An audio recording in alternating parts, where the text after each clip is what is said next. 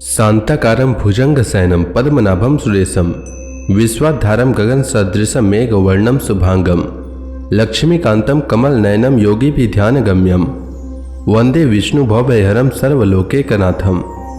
मंगलम भगवान विष्णु मंगलम गरुड़ध्वज मंगलम पुंडरीकाक्ष मंगलाय तनो हरि।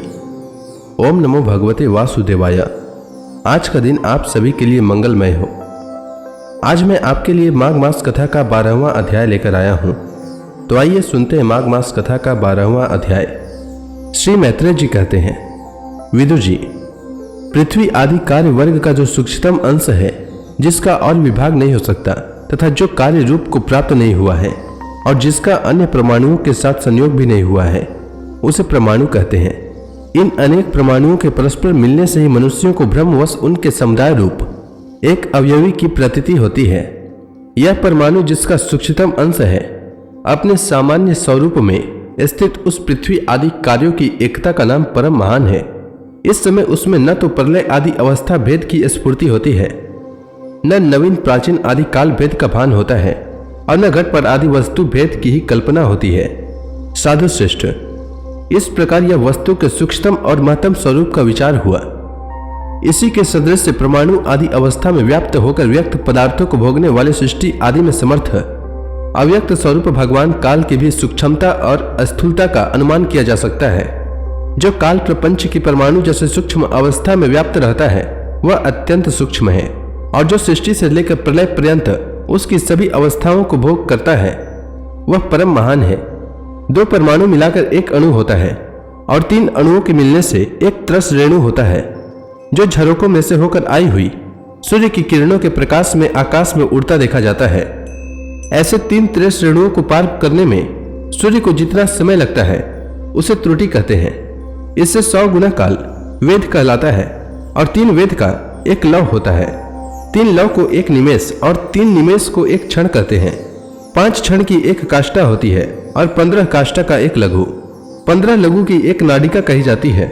2 नाडिका का एक मुहूर्त होता है और दिन के घटने बढ़ने के अनुसार 6 या 7 नाडिका का एक प्रहर होता है।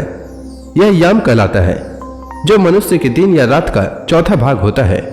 6 पल तांबे का एक ऐसा बर्तन बनाया जाए जिसमें एक प्रस्त जल आ सके और 4 मासे सोने की 4 अंगुल लंबी सलाई बनवाकर उसके द्वारा उस बर्तन के पेंदे में छेद करके उसे जल में छोड़ दिया जाए। जितने समय में एक प्रस्त जल उस बर्तन में भर जाए, वह बर्तन जल में डूब जाए, उतने समय को एक नाडिका कहते हैं।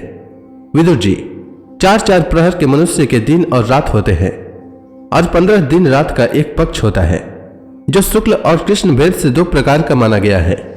इन दोनों पक्षों को मिलाकर एक मास होता है, जो पितरों का एक दिन रात है। 2 मास का एक ऋतु और 6 मास का एक अयन होता है। अयन दक्षिणायन और उत्तरायण भेद से 2 प्रकार का है। दोनों अयन मिलाकर देवताओं के एक दिन रात होते हैं तथा मनुष्य लोक में एक वर्ष या 12 मास कहे जाते हैं। ऐसे 100 वर्ष की मनुष्य की परम आयु बताई गई है। चंद्रमा आदि ग्रह, अश्विनी आदि नक्षत्र और समस्त तारा मंडल के अधिष्ठाता काल स्वरूप भगवान सूर्य परमाणु से लेकर संवत्सर पर्यंत काल में 12 राशि रूप संपूर्ण भवन कोश की निरंतर परिक्रमा किया करते हैं। सूर्य, बृहस्पति, सवन, चंद्रमा और नक्षत्र संबंधी महीनों के भेद से यह वर्ष ही संवत्सर, परिवत्सर, ईडावत्सर, अनुवत्सर और वत्सर कहा जाता है। विदुर जी, इन 5 प्रकार के वर्षों की प्रवृत्ति करने वाले भगवान सूर्य की तुम उपहार आदि समर्पित करके पूजा करो। यह सूर्यदेव पंचभूतों में से तेज स्वरूप है और अपनी काल शक्ति से बीज आदि पदार्थों की अंकुर उत्पन्न करके शक्ति को अनेक प्रकार से कार्योन्मुख करते हैं। एक पुरुषों की मोह निवृत्ति के लिए उनकी आयु का क्षय करते हुए आकाश में विचरते रहते हैं तथा यही सकाम पुरुषों का यज्ञ आदि कर्मों से प्राप्त होने वाले स्वर्गादि मंगलमय फलों का विस्तार करते हैं। विदुर जी ने कहा, मुनिवर, आपने देवता, पितर और मनुष्यों की परमायु का वर्णन तो किया। अब जो संकादि ज्ञानी मुनिजन त्रिलोकी से बाहर कल्प से भी अधिक काल तक रहने वाले हैं, उनकी भी आयु का वर्णन कीजिए। आप भगवान काल की गति भली भांति जानते हैं, क्योंकि ज्ञानी लोग अपनी योग सिद्ध दिव्य दृष्टि से सारे संसार को देख लेते हैं। मैत्रेय जी ने कहा, विदुर जी, सतयुग, त्रेता, द्वापर और कली, ये 4 युग अपनी संध्या और संध्यांशों के सहित देवताओं के 12 सहस्त्र वर्ष तक रहते हैं, ऐसा बतलाया गया है।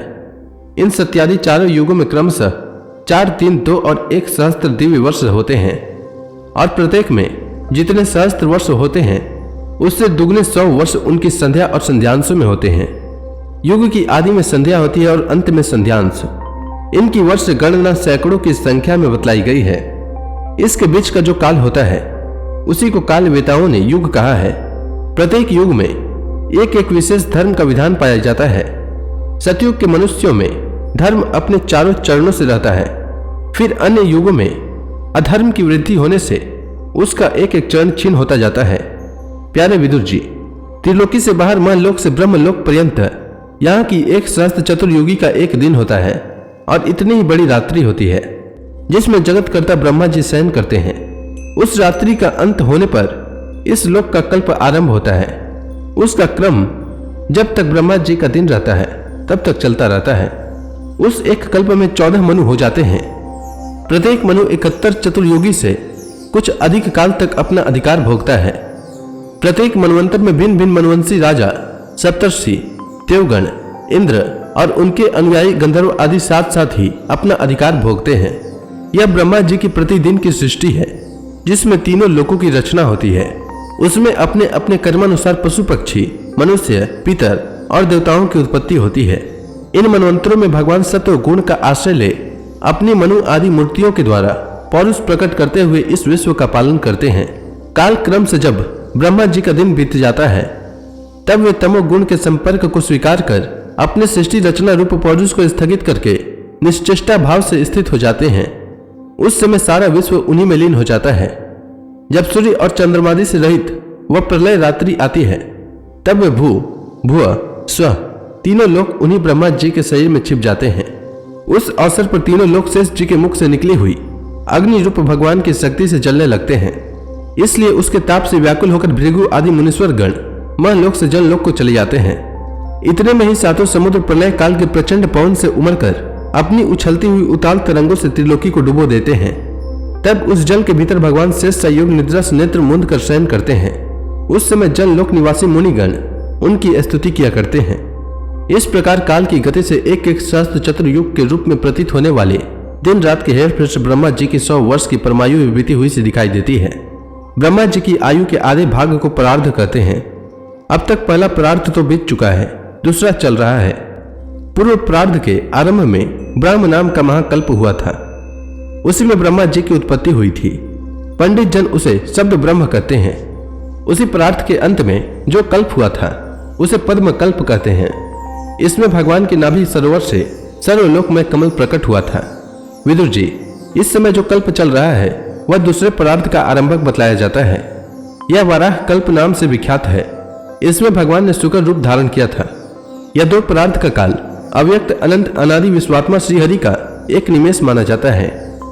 यह परमाणु से लेकर द्वीप परार्थ पर्यंत फैला हुआ काल सर्वसमर्थ होने पर भी सर्वात्मा श्रीहरि पर किसी प्रकार की प्रभुता नहीं रखता। यह तो देहादि में अभिमान रखने वाले जीवों का ही शासन करने में समर्थ है।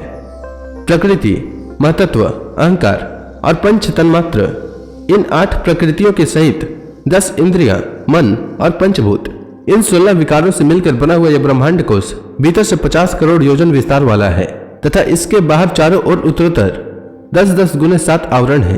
उन सबके सहित यह जिसमें परमाणु के समान पड़ा हुआ दिखता है और जिसमें ऐसे करोड़ ब्रह्मांड राशियां हैं, वह इन प्रधान आदि समस्त कारणों का कारण अक्षर ब्रह्म कहलाता है और यही पुराण पुरुष परमात्मा श्री विष्णु भगवान का श्रेष्ठ स्वरूप है।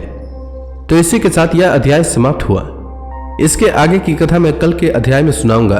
तब तक के लिए भगवान हरि का नाम लेते रहें। तो प्रेम से बोलिए भगवान विष्णु की जय, श्री कृष्ण भगवान की जय, लक्ष्मी माता की जय, तुलसी माता की जय, समस्त देवी देवताओं की जय।